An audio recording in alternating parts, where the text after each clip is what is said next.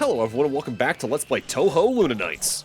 In the last part we finished off stage 4 and then went on a whole trek around the castle to get the remaining items that we couldn't get earlier in prior stages.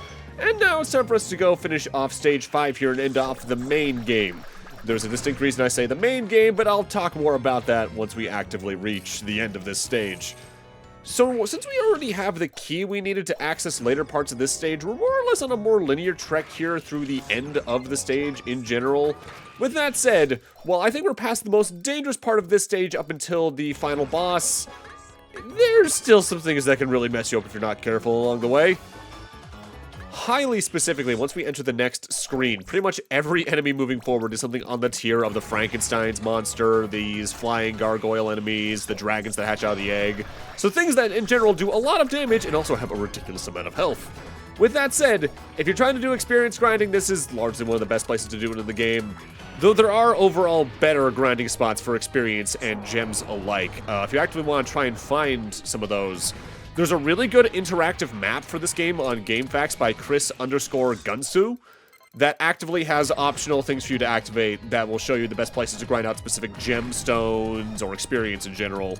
I believe, prior to what we're coming up on, technically the best experience grinding spot is one of the first completely horizontal hallways in this stage. But it really depends on what your proximity you'd like to be in to a save point or a vending machine is, depending on what kind of player you are. Off the top of my head, I don't believe I do any additional grinding throughout the rest of the LP just to get extra experience. I largely just kill what's in my way and to go from there.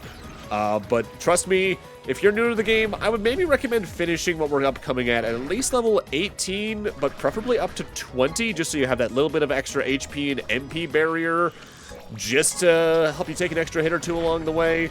But if you've really understood the grazing system up to now, and what's a good time to slow down time rather than stop it, honestly, you're probably going to be in pretty good condition against the final boss. This room is actively home to one of the power-ups I actively missed for a good little bit on my first playthrough until really looking at the map. Specifically, there's a time up hidden all the way up here in this corner, which is just high enough out of the way where you might think you can't come up here. But no, you can, and you should, and, well, if you're going for 100%, you will. Next up, we want to go up into the next room, which is going to look a little familiar if you're a Castlevania player. In fact, this screen in general probably should. We're nearing the throne room of the castle, so of course we're getting a bit of a Castlevania reference in here. Though, unfortunately, there is no invisible staircase to a hidden supply room that I'm aware of, at least. Here is the final vending machine of the main game, as well as the final save point, but where there's a vending machine, there is, of course, a trash can to match. And this is the hardest one to do in the game in my eyes, because you need to stop time immediately and then use these enemies to get extra time for your graze and place it into the trash can right here at the start of this room. And even then, there's stuff to do in this room after that. Specifically, the final few pickups for the main campaign are in here. From memory, I believe this is the location for the MP up for this stage, but even then, that's not all that's actually here. There's also a hidden wall directly behind it, leading ourselves to actively another gem cache if you're trying to get more gemstones to either sell or boost your stats up a little bit. At this point, by the way, I still don't recommend selling your gemstones. There's a specific reason, and we're coming up on it in a very short time, but just keep it in mind all the same. Also, yeah, like I mentioned last time, the minigun shooters hurt, and also their attacks go on for a while. I've actively died to them more than basically any other enemy that's unique to this stage. If only because for some reason I'm really bad about noticing them in the background and noticing their shots coming at me, because the sprites for the minigun bullets are, admittedly, incredibly small. And after one last little quick speed up section here, it's time for us to go after whoever's been in the throne room the entire game taunting us. Again, make sure you save here, albeit it's really hard not to save in some rooms in this game because you're in for quite the fight. You made it! Who are you? Hey! You did well, human. Nitori, you're controlling this world? That's right, I'm taking control of this world. Quite the surprise, wouldn't you say? What are you after? What I'm after? Honestly, I couldn't care less about this world. I just came to get back the gems that were stolen from me. Get back the gems? If you beat me, I'll tell you more, though the chances of you beating me in this world are slim.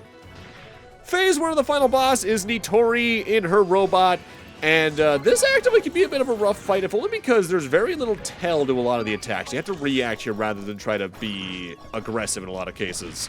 Most of Nitori's attacks are directly tied to the mech itself. They can place down landmines that you can either destroy by slamming into them or doing a downward diagonal knife attack. She can fire homing missiles that will just home in on you, but they make for very good grazed targets if you're trying to get some extra HP or MP in time slow or time stop to begin with. Right here is probably the attack I have the most issues dodging across my playthroughs of this game. She'll fire 2 separate volleys of 3 sections of purple lasers. Because they're purple, that means if you do time stop, they'll just keep going full speed. So time slow is recommended there. Worth noting, by the way, if you time stop, you can actively just outright destroy her standard gunfire volley that she's doing right now by sliding into them or attacking them outright. She can also spawn in drones that'll just occasionally move across the screen and spawn in a green aura bullet. So that'll only move when time is actively stopped to begin with. If you're not careful and don't take the drones out quickly, those can surprise you with how much they'll just blindside you because your attention is elsewhere. But at the same time, they're also slow enough where if you just use the time slow instead, you're probably not going to get to spawn in that many attacks. And that's really it for this fight until she does her pinch attack. The only thing I haven't really talked about yet is that when it comes to the landmines specifically, she places those as she dashes with the mech. And she'll dash for however long she wants to in the direction she's facing, and that means she can place her mines very close together.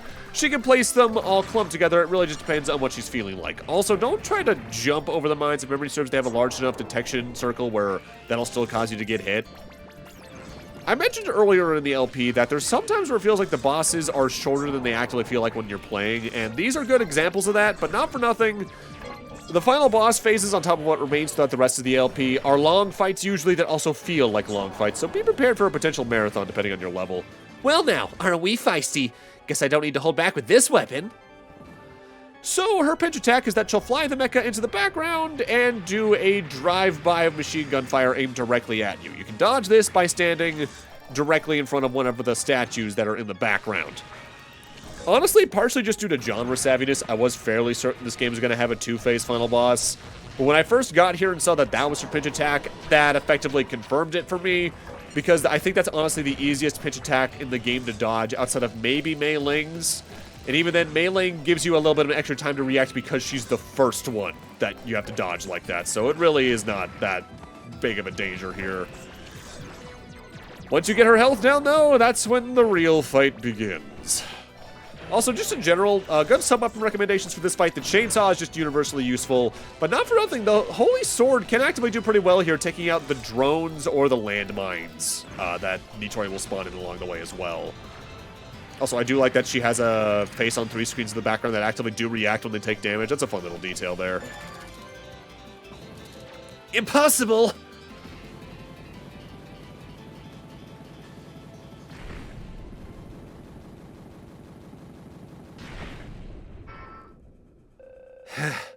Machines break so easily! What a bore. I'd much rather just fight you myself anyway. You don't sound like yourself, Nitori. Well, of course not. That's because I'm not Nitori. What? Since I did promise, let me spell it out for you. Those wings, it can't be... Flandre? You really had no idea, Sakuya. It's been me the whole time. I knew something was kind of off, but there's no way I could have imagined it was you in disguise. But why disguise yourself as someone else to do this?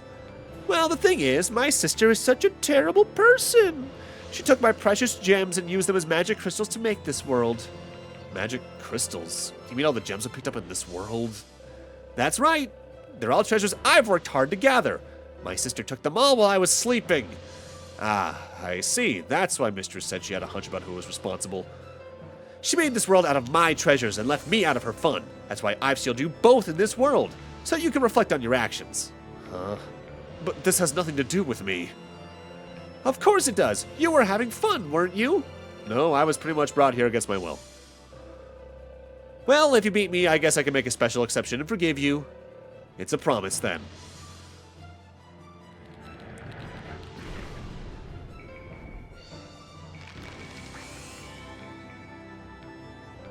I'm really strong thanks to all the gems you've given me. Oh no, I think I may have sold too many. Regrets won't save you now. Final boss of the game is Flandre Scarlet, and prepare for a marathon of a lot of attacks to dodge and also a lot of HP to work through. Worth noting, though, that line of dialogue actually does change if you don't sell her any gemstones throughout the game. With that said, if memory serves at least, this is why I haven't been buying too much stuff from her to begin with. I do believe her gemstones do get larger if you sell too much to her, and that can actually make one of her attacks undodgeable. Specifically that one, I believe. And also worth noting before I start talking about her attacks, if you actively try to use a shop ticket during the final boss, you can't because, well, you're fighting the shopkeeper. So, hope you got everything you needed beforehand. So, Flandre's attacks. This one right here is one that looks pretty overwhelming, but really isn't. She'll bounce a bunch of fireballs across the screen. If you use time slow or time stop getting around, that's pretty easy, and it's also your best friend when it comes to getting graze bonuses if you're trying to get extra HP or MP, so keep that in mind.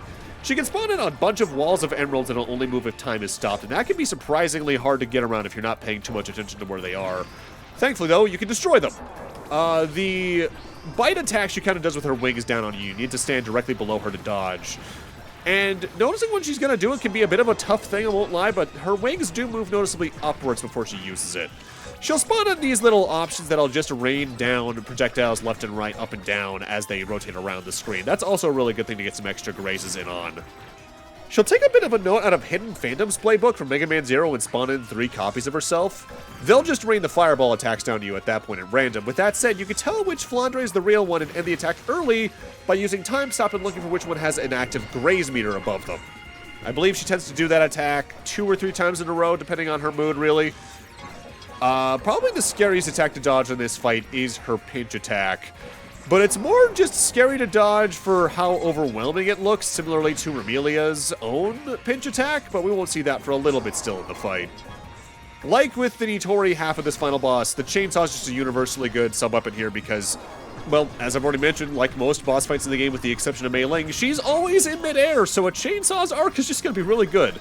Plus, not for nothing, it does do good damage in general at this point. Though, worth noting, I was actually doing a little research between recording sessions, and apparently this game actively does have fractional damage of like 0.25s and all that, which is also even present in your stats on the pause screen, but the game will only ever show whole numbers for damage values. With that said, if you look at the amount of damage you do to a boss fight on their health bar on the top right, you will occasionally see that despite me doing mostly like 12s and 15s. A 12 might actively more read as a 13 in some cases because of that. More! Let's play till we've destroyed everything in sight. Welcome to Flandre's pinch mode, where she gains 2 new attacks. One is a tracking laser that'll just home in on you like this and cause a bunch of tracking projectiles to spawn in that you can destroy with your knives. And the second is done immediately afterwards, where the gems on her wings will vibrate and glow white and then fire lasers all over the place below her. With that said, the safe place for this is directly below her, so as long as you stand directly below her and do not move a muscle horizontally, you're completely safe. It is like her sister's pinch attack, very overwhelming looking, but surprisingly simple to dodge, which honestly kind of describes the game's boss fights in general. They'll overwhelm you with the amount of attacks they can throw at you or the size of some projectiles. And while some will maybe still just fall into the background because of how much noise can be happening, each of the attacks does have a very distinct counter to it that makes it a very easily dodged attack. It's just a matter of how quickly you absorb that and execute on it. That's the challenge there. Which honestly is pretty much how the bosses feel in the main games from my limited exposure to them. It's just that it's easier to do that sort of thing for me in a side-scrolling platformer of some sort rather than a top-down shoot-'em-up with sprites that aren't as large as your hitboxes, which that's at least a feature in those games, but that's not really a thing here with Sakuya. Anywhere on Sakuya's sprite is an active hitbox in this game as far as I can tell.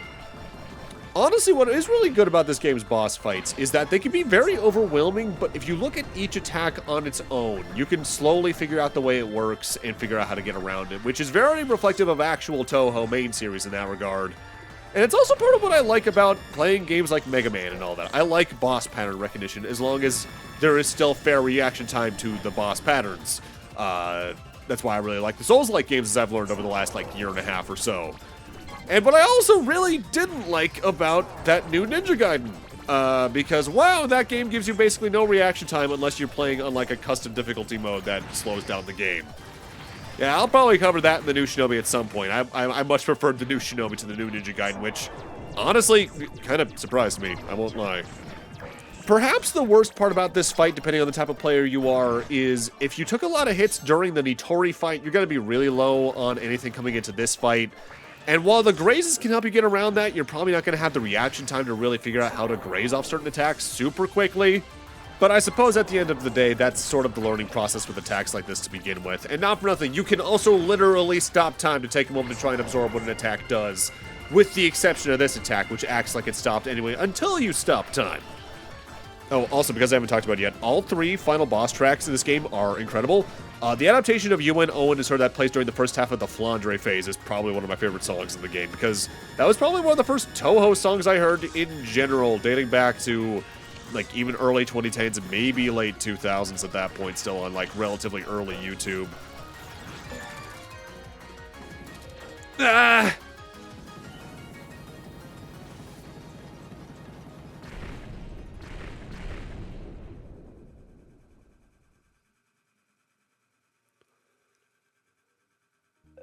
I lost.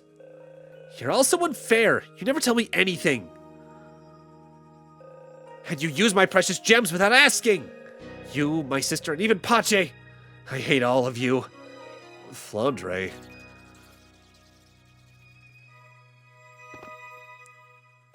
So it was you after all, Flan. Mistress. Your sister told me everything. Even I can't condone such behavior.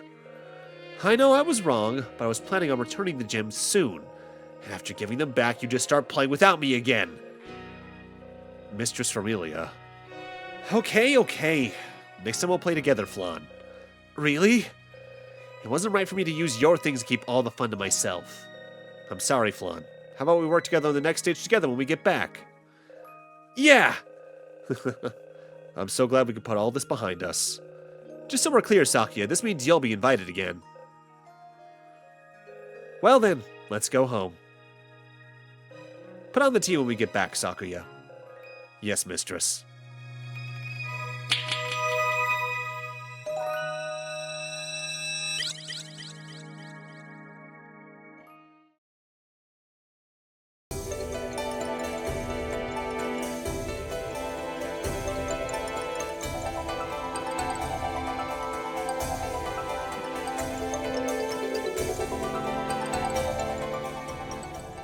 Another one of my favorite songs in the game, by the way, is this credits theme. I would say that's Touhou Luna Nights, but it doesn't say finale in the title for a reason. We're not done yet. If you're paying attention to the map percentage on the map screen / pause screen as I was progressing throughout the game, when I paused during the Flandre fight, we were only at 82%. There is a whole other stage we still have to access that wasn't in the game by default. Mind you, and I haven't even talked about this yet, a lot of the stages were in the game by default because this game was ultimately originally an early access title. The game entered early access with just the first stage on August 20th, 2018. Stage 2 and 3 were then added simultaneously in an update 2 months later on October 2nd, 2018. With that said, the final 2 stages in the game, stages 4 and 5, were added on the game's official release date, February 25th, 2019. But then they added more. But I'll save most of what I have left to say about that until after this credit sequence ends, so I'll see you in a few moments.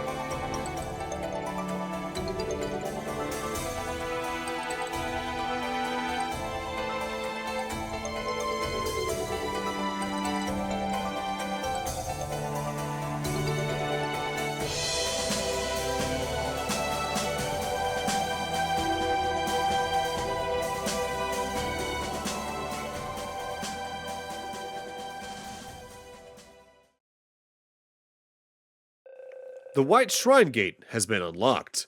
You might remember that white shrine gate we saw all the way back in Stage 1's upper right section. Upon beating the game, that now becomes open, and we have access to the game's extra stage. Though just to speed things along, I am going to jump cut past a majority of the backtrack to at least the nearest warp room so we can head back to Stage 1 from there. Yeah, this extra stage, this was, I believe, released June 14th of 2019, so only a few months after release. But even then, there's one other update they did to this stage in specific a couple of years after its release. But I'll talk more about that next time when it becomes more relevant. Worth noting, in the same update that added this, they also added the boss rush mode, which is accessed through Nitori's shop. But also that there were some scenes of dialogue edited out of the final release because they were actively talking about unfinished stages that were being developed when the game was in early access, or when the game first released, a dialogue between Sakuya and Ramile talking about this stage. Why is there a shrine gateway here? And it's a white one, too. I wonder where it leads to.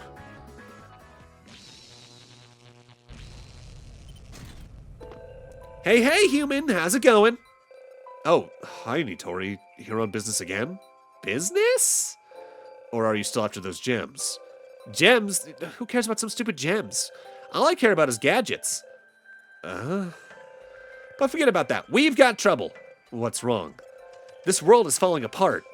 Falling apart? But how is that possible? I don't know for sure. Maybe there was a flaw in the Luna Knights plan. Never mind, that can't be it. Luna Knights plan? What do you mean? Anyway, up in the sky above us is the chaotic space. It appears to be the source of our problems.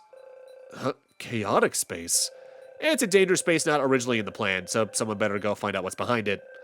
I'm going to double check the plan. Human, how about you go check it out? Hey, wait a minute. This white shrine gateway leads to that space above us. I'm counting on you. Counting on me? I don't even know what I'm supposed to do. Things getting taken over or falling apart. This world Lady Ramilia created is quite a mess. Yeah, it kind of tracks, though, doesn't it? This is the chaotic space? It does look somewhat familiar. But if this world is starting to fall apart, I'd better hurry it up. Welcome to the extra stage, and things here are out to kill you. If you thought enemies did a lot of damage in the final main game stage, you're in trouble here. These cats especially can do a lot more damage than you think they could relative to your low health pool.